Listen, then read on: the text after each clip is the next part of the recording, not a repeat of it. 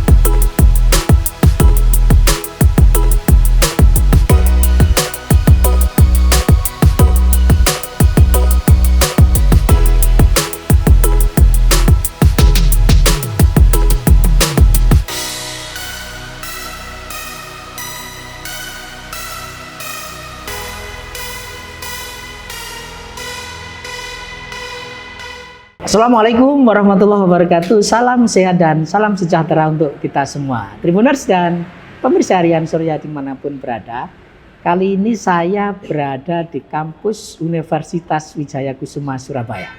Salah satu kampus terbaik dan cukup tua di Surabaya. Tribuners, PTS Universitas Wijaya Kusuma adalah PTS pertama yang memiliki fakultas kedokteran di Jawa Timur. Nah, ini kita akan ingin mengetahui lebih banyak lagi tentang Universitas Wijaya Kusuma ini dan apa yang menjadi inovasi ke depan untuk mencetak sumber daya manusia unggul demi kemajuan negeri ini. Dan untuk itu saya sekarang sudah bersama Ibu Profesor Dr. Insinyur Roro Nugraheni Susantinah Wisnujati MSc, Rektor Universitas Wijaya Kusuma Surabaya. Assalamualaikum, selamat pagi. Waalaikumsalam warahmatullahi wabarakatuh. Terima kasih sudah diundang di kampus luar biasa ini. Asri Bu, banyak ruang terbuka hijaunya di Universitas Wijaya Kusuma ternyata. Matur nuwun, saya juga terima kasih Tribun bisa datang ke Universitas Wijaya Kusuma Surabaya. Rektor, kalau awal Desember begini mahasiswa ini musimnya apa? UTS atau sudah menjelang UAS ya? Ini mereka masih UTS, jadi kemarin mereka UTS, kemudian lanjut perkuliahan lagi. Langsung, ini ya, masih ya padat-padatnya ini. Ya, ini padat-padatnya. Terima kasih bisa meluangkan waktunya. Iya. Direktur, kita tahu persaingan kampus ya, terutama swasta ya, cukup ketat ya tantangan ke depan. Di tengah PTN-PTN ini berlomba-lomba untuk menjaring mahasiswa dari jalur mandiri. Nah, kondisinya UPKS sendiri bagaimana, Rektor? Jadi memang Universitas Wijaya Kusuma Surabaya ini sudah dikenal oleh masyarakat.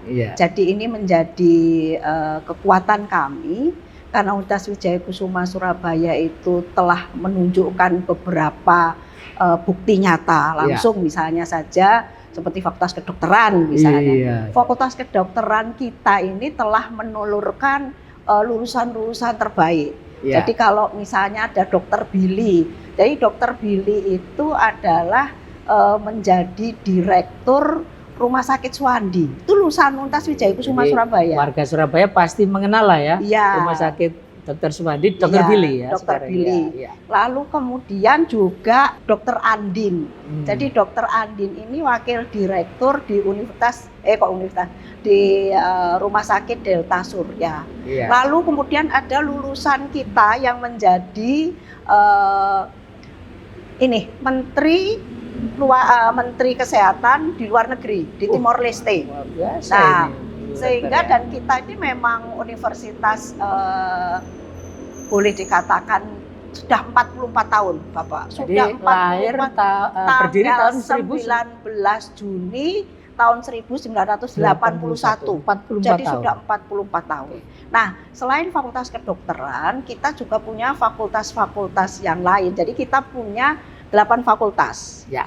Fakultas kalau yang di sana gedung yang megah ada Twin Tower Ya. itu ada fakultas kedokteran umum, kedokteran hewan, fakultas pertanian, lalu kemudian ada FKIP. Oke. Yang di sini kita Sebelah kiri punya ya? ada yang di belakang ada juga mini tower itu punyanya fakultas hukum, fakultas ekonomi, ada FISIP, lalu kemudian ada teknik. Jadi Ada 8 fakultas. 8 fakultas. Lalu kemudian juga kita punya 29 program studi. Ya. Nah, kemudian banyak secara SDM memang secara SDM kita memang memiliki guru besar, kemudian juga yang sudah lektor kepala, Ya. lalu yang dikenal oleh mereka salah satunya itu adalah karena gedung kita. Ya, gedung ini ikonik ini, ya, ikonik Bu memang gedung kita. Rektor ini. ya. Iya, memang gedung. Lalu kemudian memang promosi-promosi melalui digital digital itu membuat anak-anak muda kan sekarang lagi Iya. Ini saya lihat tadi timnya anak-anak muda semua ternyata ini, iya, Bu. jadi mereka Rektor. memang mendekati anak-anak mahasiswa itu Ya. dengan cara menggunakan digitalisasi. Ya. Nah, lalu kemudian juga ada promosi-promosi. Jadi kita memang menyampaikan promosi tidak berhenti. Ya. Jadi ya. tidak berhenti itu artinya ya kita terus ada pertemuan dengan siswa-siswa seperti Ya. itu, Bapak ya. Bu Rektor, Mm. Ibu Rektor ini kan baru dilantik ya, setahu Iya, saya September kemarin. Baru 4 bulan. 4 bulan, Jadi berarti ya, Juli Juli 2000. kita ya. Nah, ini mungkin Bu Rektor bisa cerita kira-kira transformasi apa sih yang ingin dilakukan Bu Rektor untuk makin meneguhkan bahwa UWKS ini menjadi salah satu kampus terbaik baik di Indonesia maupun mungkin bisa di tataran global. Iya, Bu terima Rektor. kasih. Nggih. Memang begini, saat ini kita harus sudah memasuki era digital. Itu ya kuncinya. Jadi- itu sebenarnya di transformasi digital. Iya, ya seperti Bu contohnya Rektor. Surya. Saya kemarin datang, mohon maaf, saya melihat Surya begitu hebatnya. Alhamdulillah. Jadi artinya saya melihat Surya ini memahami bahwa sekarang itu era digital. ya. Sehingga panjenengan bisa bertahan sampai ulang tahun ke-36. Oh ya, selamat ya. Terima kepada kasih Bu Surya Rektor. Tribun ya. Itu sampai 36 tahun itu kan menunjukkan bahwa memang keberhasilan kita harus masuk kepada era digital. Iya. Dan kita besok saya cerita besok Ya. itu ada dosen kita yang mendapatkan award dari Acer. Oh. Jadi besok di Jakarta di Rasuna Said Ya. salah satu dosen yang memiliki kurikulum yang berbasis digital. Oh. Jadi lebih ditingkatkan Hmm. begitu. Nah, jadi pertama memang kita menerapkan digitalisasi dalam segala hal, Oke. mulai sampai juga seperti kayak keuangan. Jadi kalau selama ini kan kalau keuangan Warek 1 itu merekomendasi itu bukan berdasarkan like and dislike, Oke. tetapi karena memang sudah punya program bahwa dalam 1 tahun itu berapa. Lalu kalau yang mereka punya setiap fakultas itu ada MA-MA-nya sendiri. Jadi kalau memang lebihi ya pasti Jadi- dicoret dengan si warga Jadi ini. nggak bisa Bu ya ini orang saya, ini Nggak orang saya nggak bisa, nggak ya. bisa, Semuanya Sabun, ya. jejak digitalnya Ya, terekam dengan jelas. Betul. Lalu Oke. kemudian yang kedua Ya. mengenai internasionalisasi. Ya. Nah, saya ini memang salah satu yang menyebabkan saya itu dipilih Ya. menjadi rektor itu salah satunya karena saya sudah membiasakan diri untuk conference kerjasama internasional. Oke. Karena apa? Kalau misalnya di dalam akreditasi kita memiliki banyak pengabdian masyarakat, tetapi kalau kemudian tidak ada pengabdian masyarakat yang internasional, maka itu nilainya kecil. Oh, Padahal gitu, satu atau dua saja Ya, pengabdian ya. masyarakat internasional itu pasti nilainya besar. Lalu yang kedua adalah kolaborasi penulisan internasional. Oke. Nah, itu sehingga yang pertama digitalisasi, yang kedua adalah internasionalisasi. Jadi saya membawa semua dosen untuk bisa bekerja sama, kolaborasi internasional. Dan yang ketiga, ternyata menurut Menteri itu jangan kemudian penelitian pengabdian itu hanya kemudian jadi jurnal, tapi harus berdampak. Nah, sehingga pengabdian masyarakat kita pun juga harus ke luar negeri bekerja sama. Jadi kemudian kemarin dari FKIP memberikan seperti kayak sekolah untuk anak-anak yang mereka itu jadi perkawinan orang Indonesia perempuan dengan orang Malaysia. Nah, mereka ini boleh dikatakan kurang diakui lah anak-anak ini. Sehingga siapa yang bertanggung jawab? Jadi kita FKIP ke sana untuk kemudian memberikan seperti sekolah, seperti itu. Lalu kemudian di Malaysia berarti di Malaysia. Jadi mereka ke sana. Kita WKS pergi ke Malaysia. Ke Malaysia. Oke. Dan kita didukung oleh konjen di sana. Oke. Untuk menarik, kamu bisa di sini berapa lama boleh, karena anak-anak sekolah ini kan tidak bisa seperti kayak pengabdian di sini, harus continue. Lalu kemudian yang kedua yang digarap oleh Fakultas Hukum itu adalah mereka memberikan konsultasi hukum hak-hak mereka sebagai TKW di Malaysia. Karena memang banyak tahu Bapak Berso bahwa permasalahan TKW itu kan seperti kita ketahui ya, mestinya bagaimana mereka memahami apa yang menjadi hak dan kewajiban mereka. Itu dari WKS sampai ke situ. Karena gini Bu, Rektor, kemarin itu pemerintah Gresik juga berinisiatif bagaimana anak-anak TKI di sana itu bisa sekolah. Nah, mungkin ke depan bisa kolaborasi dengan pemerintah daerah. Ya, bisa. Jadi memang itulah yang dimaksudkan dengan berdampak. Kita akhirnya memperbanyak kerjasama dengan pemerintah daerah agar pemerintah daerah itu bisa mendapatkan manfaat dari kita. Seperti contohnya kerjasama yang sudah dilakukan, misalnya kebijakan-kebijakan yang terkait dengan kemiskinan. Ini yang ahli ini adalah Fakultas Pertanian. Jadi Fakultas Pertanian itu selalu menemani pemerintah daerah untuk membuat istilahnya RAD, rancangan aksi daerah penyelesaian masalah kemiskinan.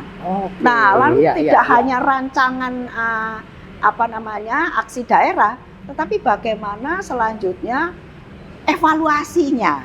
Nah, karena biasanya nyun sewu di kota kabupaten itu mereka sudah kerepotan dengan banyak yang dari kementerian, maka kita membantu untuk kemudian bikin rancangan aksi daerah, termasuk evaluasinya juga. Seperti itu strategi. Tapi gini Bro, saya kira yang terpenting yang diharapkan masyarakat itu adalah bagaimana para alumni WKS ini terserap di lapangan pekerjaan. Ini mungkin bisa dijelaskan betul. Apa sih yang bisa kita lakukan agar para alumni bisa lebih terserap di dunia kerja.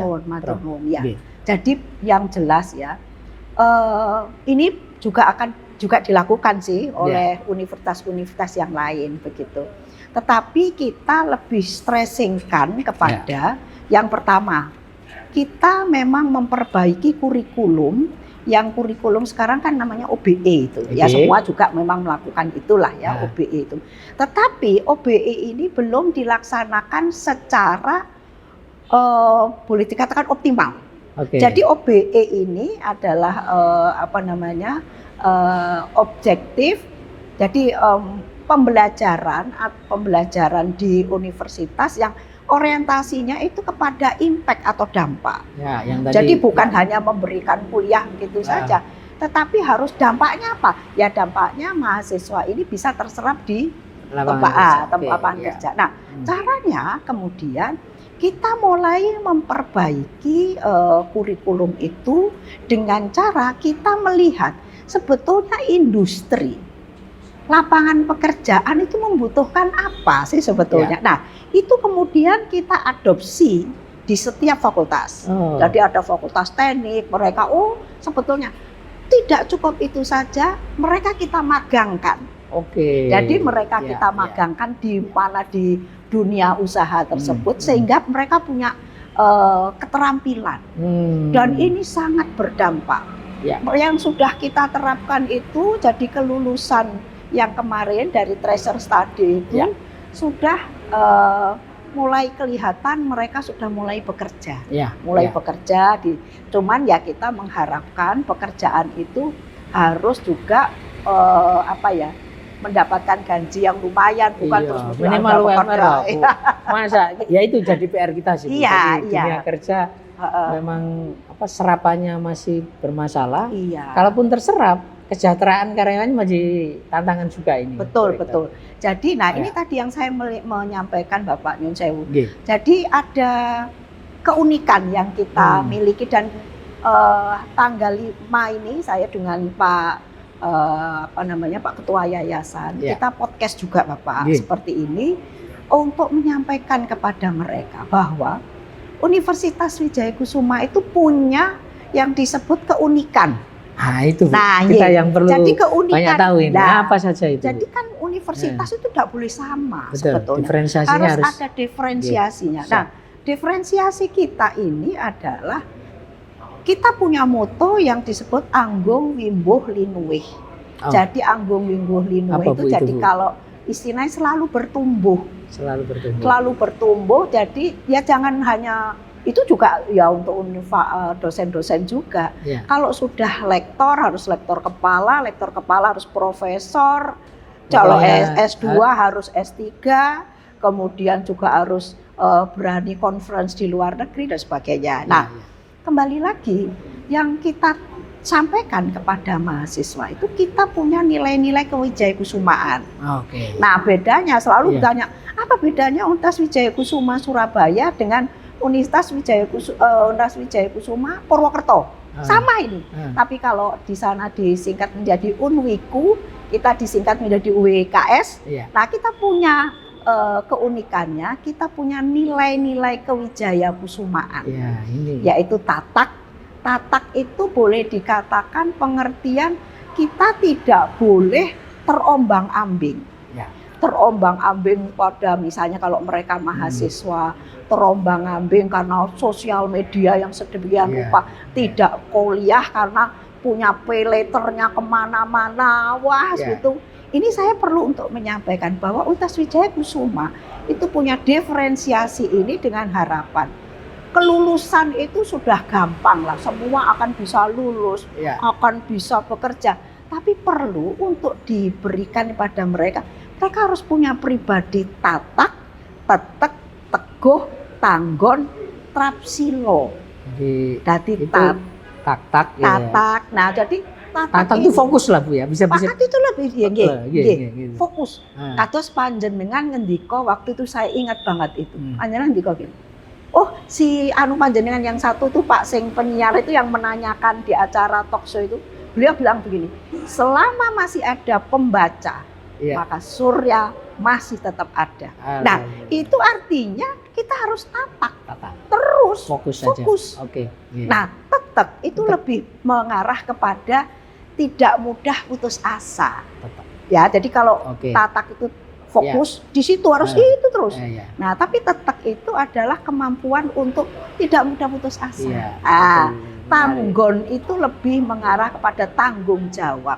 Oke. Jadi kalau misalnya kita diberikan tugas, ya jangan kemudian angel wis nggak tak kerja. Itu, Bu. Ini Iya, harus iya. tanggung jawab, harus selesai. Iya, iya. Karena biasanya pimpinan di perusahaan atau di institusi, saya nggak nyari orang pinter. Betul.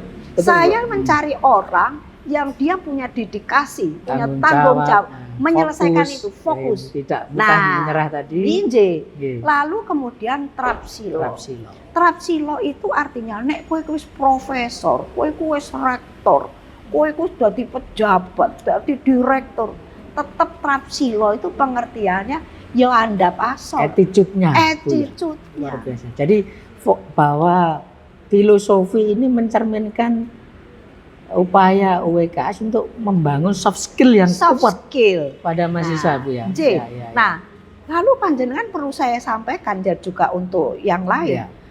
Universitas Wijaya Kusuma Surabaya itu sampai mengeluarkan dana sedemikian rupa untuk membekali anak-anak ini untuk memahami tatak tetek tangguh trapsilo itu diperjalankan dari, karena sebetulnya Universitas Wijaya Kusuma Surabaya ini adalah Wijaya Kusuma ini jadi putra putri dari Raden Wijaya. Nah, putra-putri Raden Wijaya ini jadi kita perjalankan mereka dari Mojokerto, di situ ada Trowulan, ada sisa-sisa peninggalan Mojopahit. Kita perjalankan mereka sampai ke Tandi Penataran Blitar.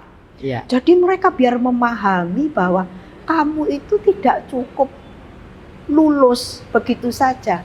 Tapi kamu harus di dalam setiap perjalanan perkuliahanmu itu, kamu harus punya jiwa-jiwa seperti itu.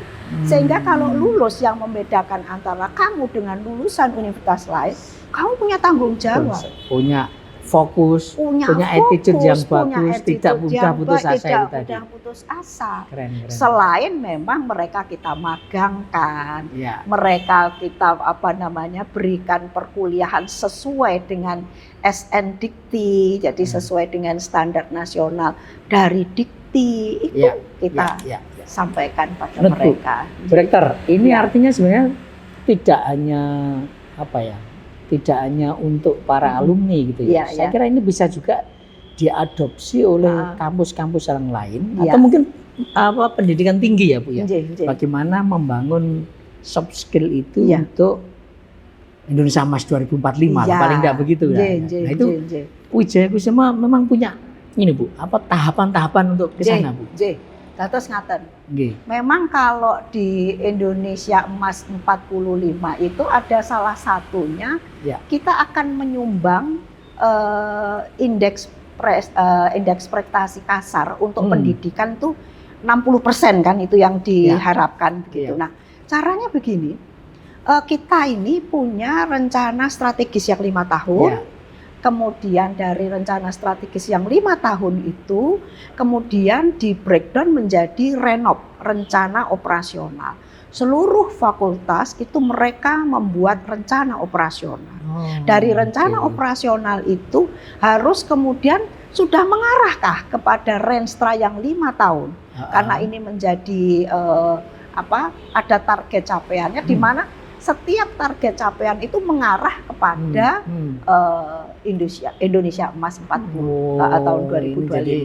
Sudah sedemikian detailnya ya, Bu, untuk mempersiapkan itu. Baik. Prof, salah satu keunggulan di WKS ini adalah Fakultas Kedokteran tadi yang disebut ya.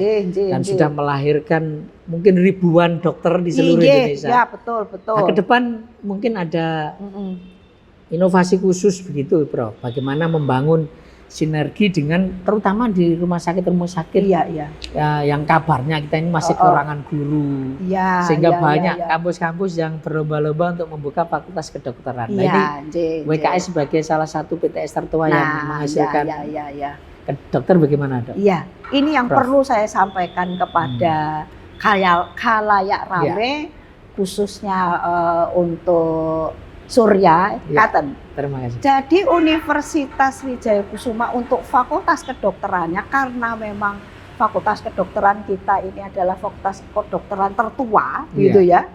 Nah, kita itu sudah bekerja sama dengan rumah sakit. Banyak rumah sakit, kalau boleh saya bacakan itu, rumah sakitnya itu ada rumah sakit mulai tipe A sampai tipe C, jadi A sampai C, ngaten. Nah, itu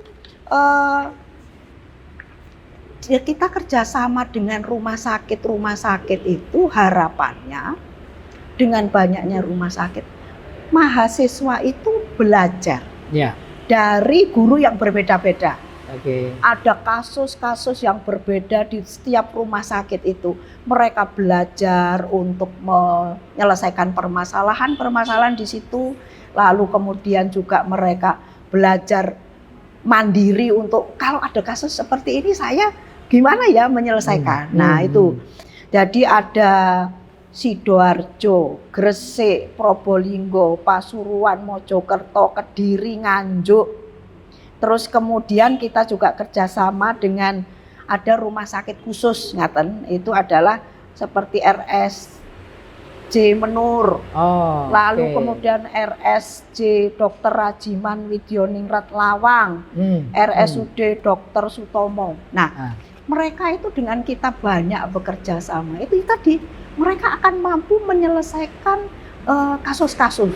Lalu kalau misalnya di Dr. Sutomo itu kan sudah begitu ramenya, tapi kalau di RSJ gimana, rumah sakit jiwa? Itu yang kemudian harapan kita agar mereka itu terampil untuk menyelesaikan permasalahan-permasalahan klinis. Tetapi mereka juga mengatakan ada juga yang non medis yang kemudian mereka pelajari, yaitu tentang kemampuan menyelesaikan, mengambil keputusan secara cepat. Kalau ada kasus seperti ini harus diselesaikan, harus cepat gitu kan. Kadang-kadang kalau mahasiswa kan masih, aduh ini gimana ya. Tapi kemudian dengan belajar itu dia menjadi bisa cepat. Oh kayak seperti problem ini. Solving ya, analytical thinking dan problem solvingnya itu menjadi fokus juga. Tapi kalau kedokteran itu prakteknya itu sudah punya rumah sakit sendiri atau mitra? Kita memang punya rumah sakit, istilahnya rumah sakit pendidikan, yaitu ada di Rumah Sakit Notopuro di Sidoarjo, lalu juga rumah sakit pendidikan lagi di istilahnya Sibar, Sidoarjo Barat. Nah, kita ini bekerja sama dengan rumah sakit tersebut. Kita juga rumah sakit itu ternyata dokter-dokter itu juga pengen jadi profesor. Nah, oleh sebab itu mereka kita berikan fasilitas untuk NUPTK. Jadi dulu NUPTK ini penggantinya NIDN. Nah, dengan begitu mereka menganggap, oh ya aku jadi dosen gitu loh. Aku kan jadi dosennya mahasiswa UIKS. Jadi mereka akan lebih care. Jadi memberi kesempatan pada praktisi-praktisi untuk ngajar juga. Terus di rumah sakit pendidikan, jadi mereka juga seperti dosen seperti itu kan. Prof, salah satu pilar dari pendidikan tinggi adalah riset ya, saya kira ya. Dan itu pemerintah sekarang ada BRIN sekarang ya. Artinya juga akan fokus ke sana. Bagaimana WKS menyambut itu, Prof? Jadi begini memang. Terutama untuk kedokteran ya. Jadi kedokteran ini memang sudah memiliki, bahkan mereka itu dari penelitian mereka itu ada penelitian yang mandiri kedokteran, ada penelitian yang mereka kerjasama. Nah, yang penelitian itu lalu kemudian mereka abdikan kepada masyarakat. Jadi Fakultas Kedokteran ini punya pondok osteoporosis. Nah, ini banyak didatangi oleh ibu-ibu yang sudah sepuh-sepuh. Pondok ini itu sebetulnya hasil penelitian dari Dr. Ibrahim. Sehingga dia membuat pondok, dari pondok itu dia juga akhirnya melakukan pengabdian masyarakat. Dan itu dia perbaiki terus dari hasil dia mendampingi itu, kemudian dia melihat, ini perlu saya teliti, kok ada kasus lagi seperti diteliti lagi. Dari hasil penelitian dia abdikan ke masyarakat melalui pondok tersebut. Istilahnya pondok ini klinik atau ya Tempat boleh dikatakan pusat- tempat pusat penelitian begitu Bu, ya. penelitian mereka. Nah, Ye. yang tadi osteoporosis itu Ya, Dr. ada Ibrahim. juga karena kita kemarin Surabaya dan juga Jawa Timur stunting. Oke. Dokter Ailing ini dia concern ke stunting. Oke. Jadi dia punya pondok stunting. Oh. Lalu juga gitu. ada, Iya, iya. apa, Tapi istilahnya pondok itu tempatnya di sini atau di mana, Dok? di Prof. deket yang mereka punya, misalnya deket rumah, Oke, seperti yang mereka ya, juga ya, bisa ya. intens Oke, gitu. oke, oke. Tapi mereka menyebutnya sebagai pondok. Ah. Lalu ada paru, Hmm. pondok paru ini Dokter Farida. Hmm. Jadi Dokter Farida ini karena begini, tentu saja dengan adanya pondok-pondok itu dan itu kan pengabdian masyarakat bisa datang ke situ, Oke. tapi itu juga menjadi bahan penelitian. Oke, oke. Karena kan oke. kalau Iya, kita iya. tidak punya tempat untuk akses, Ya, ya biasanya ya. kalau dosen itu untuk mencari akses itu kan Ya. untuk penelitian harus ke Bakes Bangpol ya, kalau Betul, untuk betul. mahasiswa atau Ya. dosen ke Bakes Bangpol untuk dapat bisa masuk di situ. Nah, dengan pondok-pondok ini harapannya dokter-dokter bisa melakukan penelitian lanjut. Tapi juga melayani kebutuhan pasien juga, Prof. Iyalah, pastinya. Oh, oke. Jadi mereka juga dengan Jadi ini begitu semacam klinik klinik menerima pasien, nanti ada yang osteoporosis, tapi terkait sendiri-sendiri, stunting, gitu, bukan macam-macam. pondoknya Pondok sendiri-sendiri. sendiri-sendiri, Ya, oke. jadi pondoknya sendiri Oke. karena mereka kan dokter-dokter ini punya istilahnya kalau sekarang itu ada pohon Iya. pohon penelitian, jadi mereka sudah Iya. pakaran lah Iya, oke, istilahnya. oke, oke. Ada Ini- kepakaran Iya, sehingga iya. terpisah. Jadi ini gitu. betul-betul langsung dampaknya ke masyarakat. Kepada ya. masyarakat. Dan itu diinisiasi oleh dokter-dokter Dokter- alumni Universitas Wijaya Kusuma. Iya, mereka Surabaya. adalah alumni. Jadi Oke. Dokter Ailing, Oke. Dokter Farida, kemudian juga Dokter Ibrahim memang Dan kemudian mereka juga diberikan kesempatan untuk ngajar juga. ngajar. Memang Mantul. beliau adalah dosen-dosen. Oke. Sekarang masih mengajar ya. Luar biasa.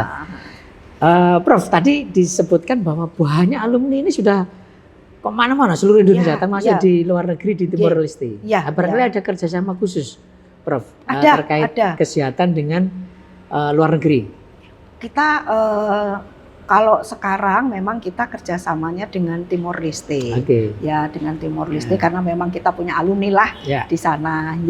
Tetapi dalam waktu ke depan ini ya kita akan lebih memperbanyak kerjasama itu, terutama untuk yang luar negeri. Iya, Ya, iya. yang paling dekat ya Malaysia biasanya karena Malaysia, ya, Timor Leste. Timor Leste. Itu. Ya, ya, ya. Baik. Itu. Prof, hal lain saya tadi sudah dijelaskan bagaimana Ya. upaya untuk meningkatkan kualitas tenaga pendidik ya. Ya, Nah, ya. Terus yang lain mungkin bagaimana upaya untuk meningkatkan peringkat WKS di Iya, iya. nasional maupun di internasional. Terima kasih. Hmm. Jadi peringkat itu bisa kita lihat dari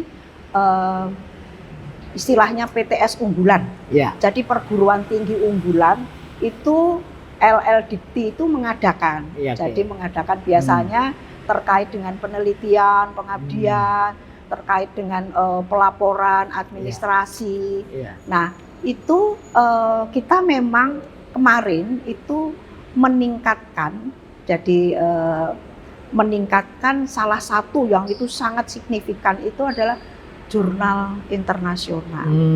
Itu Nah, ya. jurnal internasional ini sehingga kita membuat istilahnya percepatan penulisan jurnal internasional bagi kita utamakan untuk yang lektor kepala dengan guru besar. Nah, oke. itu salah satu untuk Ya. penelitian sehingga karena begini, seringkali memang dosen-dosen itu banyak dibebani dengan perkuliahan. Iya. Tetapi saya menginginkan kalau kita ingin meningkatkan ranking universitas, salah satunya harus meningkatkan jurnal-jurnal internasional. Dan jurnal internasional tidak hanya yang bereputasi begitu saja, tapi ya harus top tier lah. Berdampak ya. Dan yang berdampak yang seperti penting. itu. Ya, Satu. Kemudian yang kedua, pengabdian. ya. Kita perbanyak pengabdian. Oh ya, untuk yang di Universitas Wijaya Kusuma Surabaya itu ada insentif. Oke. Insentif itu kayak membuat dosen itu bisa meningkatkan, jadi meningkatkan tulisan, pengabdian itu ada dana insentif. Tapi juga ada dana yang diberikan untuk penelitian dan pengabdian secara mandiri. Kemudian yang ketiga, kita juga mendampingi selalu melalui LPPM, itu mendampingi dosen-dosen untuk mendapatkan pendanaan dari Dikti. Melalui Bima. Nah, kita punya asesor. Asesor dari BRIN, yaitu Bu Dr. Lucy Tuni, itu dia jadi asesor BRIN, juga jadi asesor di Bima. Beliau memang saya minta untuk ayo dibantu teman-teman yang mau ke guru besar. Jadi ini dekan dekan kedokteran, lalu dektar fakultas hukum, ini sudah ngebet, saya harus bisa jadi profesor. Nah, sehingga kita memberikan kesempatan mereka. Baik, Prof.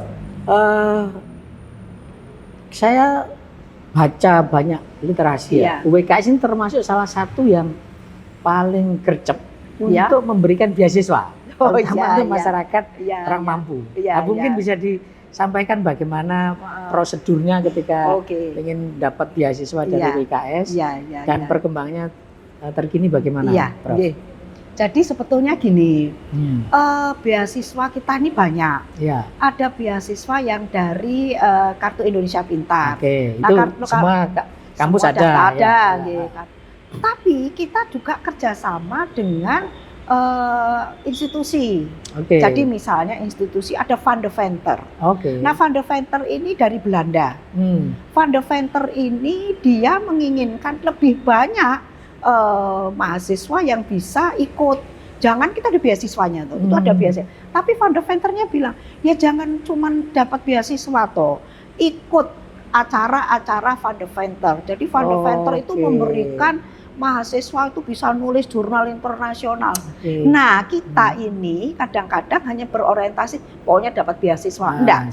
Sekarang tapi ternyata enggak. Kedepannya ada lagi. Ternyata Van de Venter itu juga memberikan penulisan jurnal bagi mahasiswa free. Kemudian Van de Venter memberikan mahasiswa free untuk bisa jalan-jalan, ada bonding dengan anak-anak mahasiswa yang lain. Mereka menjadi kuat secara personal. Lalu kemudian juga dari bank, kita dapat juga dari bank, sehingga mereka mendapatkan. Lalu kemudian masih ada Moduit.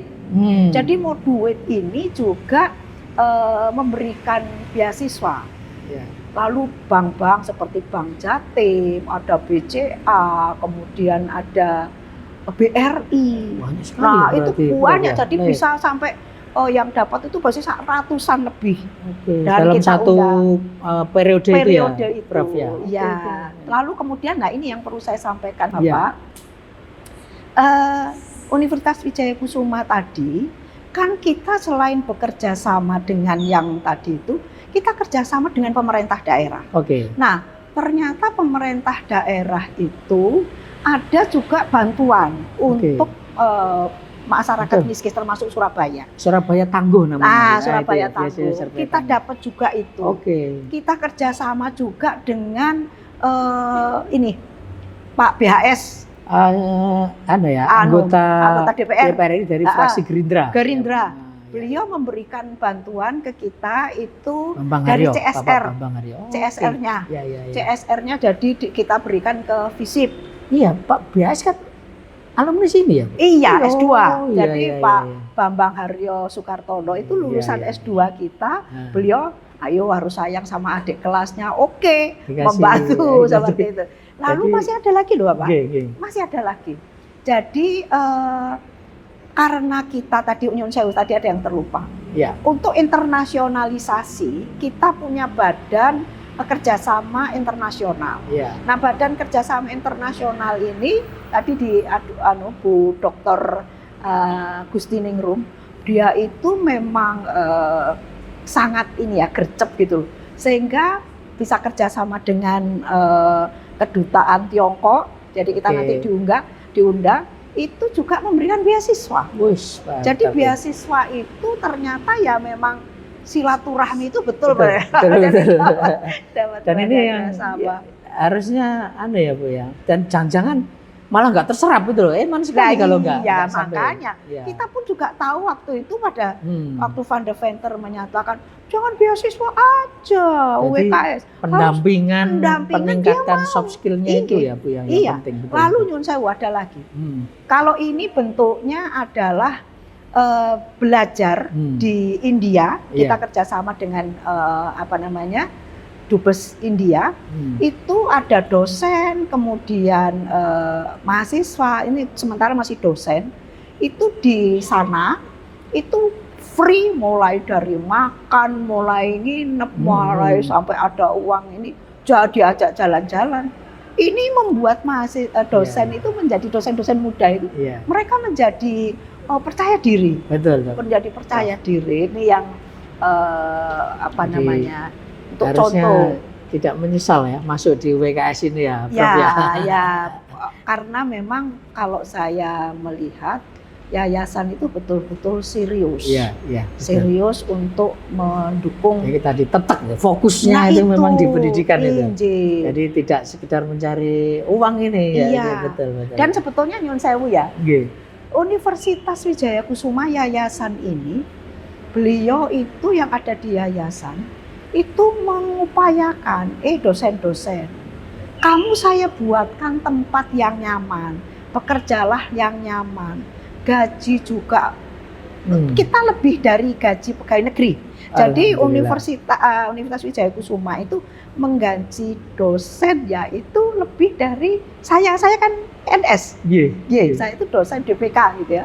Saya melihat teman-teman yang dari lebih bagus ya, lebih bagus, Prof ya. Lebih bagus. Harapannya untuk ya kamu bekerjalah dengan baik, melayani mahasiswa dengan baik, itu harapannya sih ya. Prof, dari sekian tahun mengabdi di WKS, barangkali Prof Nugraha ini punya satu mantra ajaib gitu. Apa sih yang membuat siswa itu betah di sini atau pengen belajar di sini? Apa kira-kira? Salah satunya itu adalah fasilitas. Yang jelas memang ada fasilitasnya oke ya. Gitu ya. Jadi kalau panjangan perso nanti di belakang itu fasilitas untuk mahasiswa. Itu mereka UKM, jadi unit kegiatan. Jadi misalnya ada band, ada bela diri, ada lengkap di belakang itu. Lalu kemudian perpustakaan yang di sana itu juga ada online, ada buku-buku juga masih ada. Lalu kemudian perkuliahan. Nah perkuliahan ini di setiap kelas, nanti kalau panjenengan bisa masuk di kelas-kelas itu ada smart class, lalu kemudian juga ada istilahnya itu kayak setiap untuk mereka pakai pengeras suara, terus kemudian jadi kegiatan-kegiatan untuk mendukung digitalisasi dalam pembelajaran itu disiapkan. Jadi bikin kayak jadi bikin betah ya, jadi rumah kedua para mahasiswa. Mereka memang. Kalau kegiatan ekstrakurikulernya juga difasilitasi penuh difasilitasi penuh pas ada dana ya, ada dananya semua ada. Bahkan kita dari Warek yang baru ini dia menginginkan kegiatan mahasiswa itu minimal itu harus dipastikan mereka itu berangkat pulangnya harus kita pantau di sana juga. Ini kan itu perlu biaya pasti ada, ada pendamping ya. Jadi itu ada biaya untuk pendamping sehingga memastikan mereka melaksanakan itu dengan baik. Jangan asal wes dilaksanakan nggak boleh. Harus dampaknya ini apa. Jadi saya kadang-kadang saya juga menanyakan, iki maksudnya apa kamu? Untuk apa? Kalau kamu mendampingi teman adik-adikmu, ini maksudnya apa? Jadi saya juga ikut menanyakan pada mereka gitu. Jadi harusnya memang betah ini di kampus WKS. Terus nyun sewu ada lagi. Apa itu? Selain mereka itu ada fasilitas-fasilitas itu, dosen-dosen mohon maaf, dosen-dosen itu kadang itu kalau mereka masih belum punya uang, kadang dikasih. Kadang-kadang Iya, ya, tapi itu memang iya, kasus iya, per kasus iya, ya. Tapi iya. itulah ya yang membuat Kayak hubungan. benar-benar apa? Membangun kekeluargaan Iya, ya, semangat maksudnya membangun kekeluargaan. Ya. kekeluargaan gitu. Iya, Jadi iya, iya, iya. membuat mereka betahnya itu Kayak seperti itu. ini bapak kedua. Iya, Bapak kedua. gitu. Prof, ini pertanyaan terakhir, Prof. Nggih. Bagaimana harapan dan apa ya? Permohonan lah kepada Iya. pemerintah Iya. agar kampus ini memang betul-betul menjadi pusat candra di mukanya untuk mencetak sumber daya manusia yang unggul di Indonesia demi kemajuan Indonesia. Iya, matur nuwun. Nggih. Matur nuwun. Jadi memang kita ini punya seperti namanya APTISI. Jadi Iya. APTISI ini Asosiasi Perguruan Tinggi Swasta Iya. yang kemudian kita juga secara periodik untuk menyampaikan keluh kesah lah, boleh ya, boleh bukan keluh kesah lah, saran seperti itu untuk kemudian kita menyampaikan kepada LL Dikti. Oke. Jadi dari kita kan LL Dikti 7 kita menyampaikan bahwa universitas swasta Iya. itu, dan sekarang memang LL Dikti tidak hanya menangani universitas swasta tapi juga negeri, itu harapannya untuk kita bisa bersinergi. Oke, kuncinya itu ya. Kita Prof, harus ya. bisa bersinergi karena apa?